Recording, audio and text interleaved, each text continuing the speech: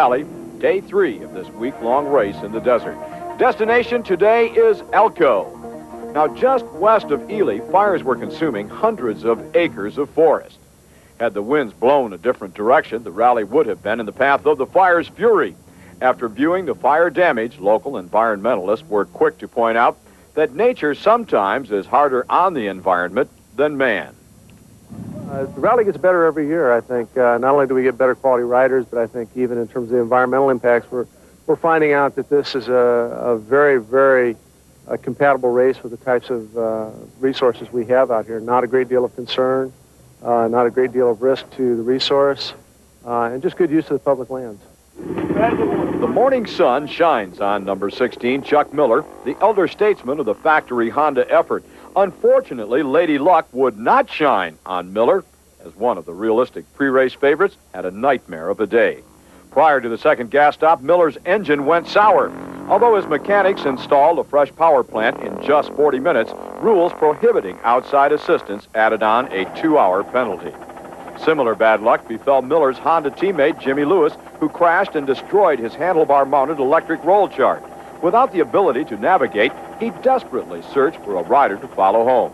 Lewis's mishap dropped him from the top of the standings.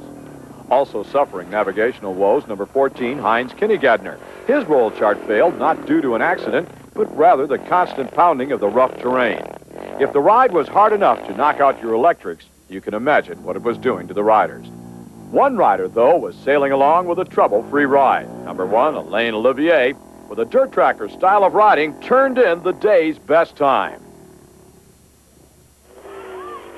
As was mentioned earlier, this year marks the first time for team competition in the Nevada Rally. One of the favorites to take the victory is Moose Racing, featuring an international lineup of riders: Italian Davide Trolli, American Scott Morris, and France's Alain Olivier. Morris enjoys a unique relationship with his Moose support crew. Not only are they part of the Moose Racing family, but they're also part of Scott's family, including Mom, Pop, and his wife. Oh, that's a great feeling. I just, knowing that the family's there and they're, doing everything for me. Family's a little different than, a lot of the guys just have their pit crew and they don't have family, but having family there, it's a big difference.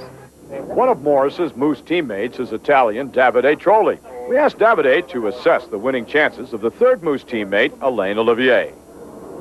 He rides for the same team, so I really would like to see him first one more time at Nevada Rally. Otherwise, it could be very difficult also for him because there are very fast American riders this year. American Honda is very, very strong. They have a very good bike and a very good team. So I think it would be difficult for Alain to win, but could be. Could be or not could be. Perhaps that's the question Moose Racing's owner, Pete Dennison, is contemplating. The Italian petroleum company, Algip, brings you the Day 3 results of the rally. Great day for Olivier and Moose Racing. Now let's go to Dennis Torres. Thank you very much, Larry. Scott Harden joins us now as we look back on the first 3 days of the rally and our impressions on the big stories of the rally. And Scott, my big story has to be Johnny Campbell, 23 years old, riding for American Honda. He's right there in the hunt.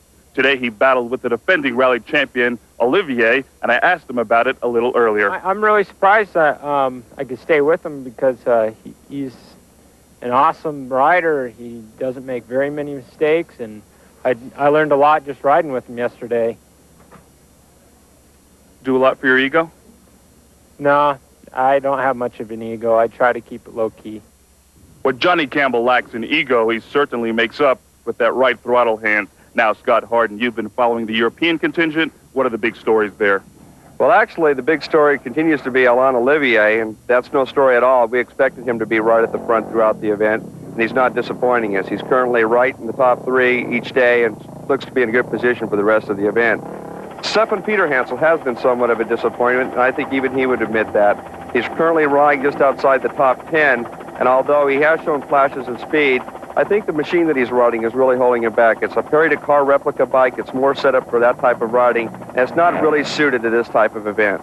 Other than that, the other rider that's really up there making some waves is Heinz Kinnegadner. Heinz Kinnegadner last year, as you know, spent more time on his back than a desert tortoise, and this year he's come in with a new plan and a new strategy, and it seems to be working out very well for him. I look for Heinz to be in it right up till the end, And it should be real interesting right up until that last mile, because anything can happen, anything, right up till the end. Okay, look into your crystal ball, your prognostication for the rest of the rally. Well, I think Alain Olivier holds all the cards right now. He's certainly put himself in position to get the second overall Nevada rally win. And I think it's going to be real tough to come up. But don't count those Americans out, especially that young Johnny Campbell. This seems to be his event, and anything can happen. All right. Well, day 3 in the books. Next, day 4 and the rest of the Nevada rally. Welcome back to Cycle World on Prime and the Nevada Rally. Day 4, one of the shortest days of total mileage. 92 miles of transfer plus a 177-mile special test. The route traversed from Elko to Ely. Last year, Scott Morris was in the hunt for the overall win until his engine let go on his 250 Kawasaki. This year, he returned with a 500cc two-stroke, and on day 3, he showed the kind of speed necessary to challenge the top runners. Unfortunately, late in the day, a navigational error negated his strong run. Now, here's a piece of video that documents the strategy of rally master Alain Olivier. He senses a bike approaching from behind. The French champion leads the unsuspecting rider down the wrong trail. He dismounts and fakes a problem with his front tire or brake. The pursuing rider flashes by. In this case, it was Honda's Johnny Campbell. Now, once Olivier feels that Campbell has committed to the pass and is on his own, he remounts. But instead of going back on the road, which would leave a dust trail, he cuts his own path back to the point where he drew his pursuer off course. A classic example of rally decoy tactics. While Olivier was pulling the wool over Campbell's eyes, number 14, Heinz Kinnegadner, was streaking to the day's win. Watch the former world champion motocrosser at the finish line. Do you think he was happy? Kinnegadner was streaking to the day's win. Watch the former world champion motocrosser at the finish line. Do you think he was happy? Heinz Kinnegarten, Big Austria. Day 4's results brought to you by Wilden's Pride Dodge show Honda teammates Jimmy Lewis and Charles Halcomb putting in consistent rides to stay in the hunt for the overall win. The effort behind Lewis, Halcomb, and the rest of the Honda riders started months ago at Honda Racing headquarters in California. There, Honda Racing technicians meticulously assembled the engines, frames, and suspensions used in the Nevada Rally. Under the watchful eye of Chief Product Evaluator Bruce Ogilvie, Honda produced an armada of XR600s, which would be the envy of any weekend off-road warrior. Taking delivery on some of these state-of-the-art machines were journalists Tom Webb of Dirt Rider Magazine, Chris Johnham of Cycle News, and Cycle World's Jimmy Lewis. Here's Honda's Bruce Ogilvie. This is an important event to support, one, because it's an event of great magnitude on a worldwide basis, and two, we're not just here supporting the event, but we're here supporting all Honda riders.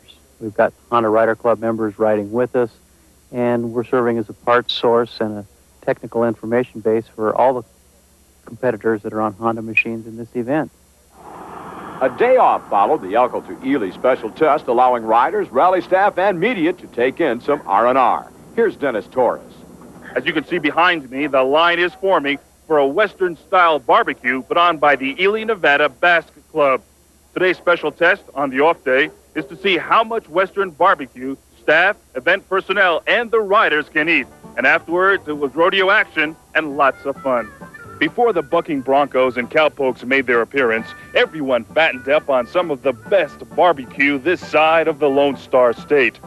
To work off all that grub, dancing to the oldies, country western oldies, that is. Then it was time to grab a seat and open the chute.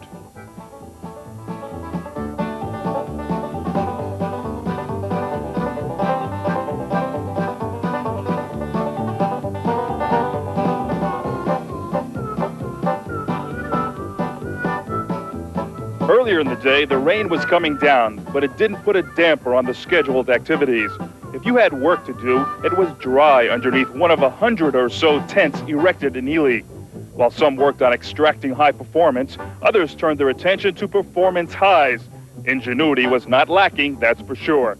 And by the way, who said two-strokes are sluggish in high altitudes?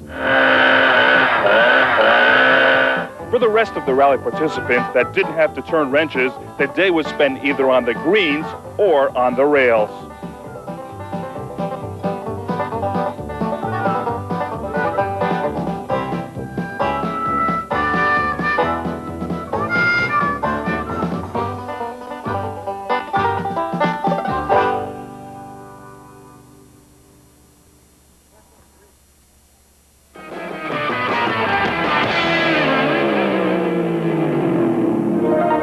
after a day of rest, it was back to the rigors of rally competition. Day 5, Ely to Mesquite. 2 special tests, 320 miles total. Heinz Kinnegadner could not match his performance of the day before in the first of the 2 special tests. Kinnegadner, who admits to not being such a great navigator, made minor mistakes, allowing riders to close the gap on his first starting position. At the end of the test, Kinnegadner would finish 5th. Last year's runner-up, Halcomb, started the day in 7th place, 44 minutes behind. His hope was for misfortune for the riders ahead of him. Misfortune, though, was his. A navigational error took him 6 miles off course. He ended up 6th best for special test number 1. Olivier was neither spectacular or disappointing, just a steady ride. He seemed to be on cruise control. He managed 3rd place in the first special test. The nail in the proverbial coffin for Chuck Miller. An engine seal failed and eventually cooked the engine. The repairs and time lost did him in. Just how rough was it out there? Well, Tom Webb reportedly had 14 tire failures. Watch in slow motion as his rear tire hits a jagged rock, the main culprit in most of the flats. Here again is Dennis Torres. The association between the Nevada Rally and Paris-Dakar is obvious. Although Paris-Dakar is the granddaddy of international rallies, the Nevada Rally contains the same grueling marathon challenge. And this year, there is an additional association in the form of this motorcycle.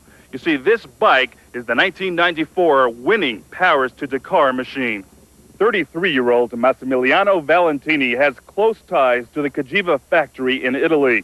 The Florence resident used his long-standing relationship with the Italian company to purchase Hubert Ariol's winning Paris-Dakar machine. Valentini shipped the bike across the pond to use the Nevada Rally as the Big Twins Racing swan song. As you can see, the big, powerful Cagiva was a handful and not really conducive to the demands of the Nevada Rally. Nevertheless, Massimiliano persevered and made it to the finish. And how much did he pay for the big Cagiva? He was a little hesitant to say, but the number sounded big even in Italian. 20 milioni di lire. I'll have to get my calculator out to figure that one. But in the meantime, we're watching 23-year-old Johnny Campbell in his first ever rally. Started off the line 4th and beat Scott Morris by a scant 6 seconds to take top honors in the first special test.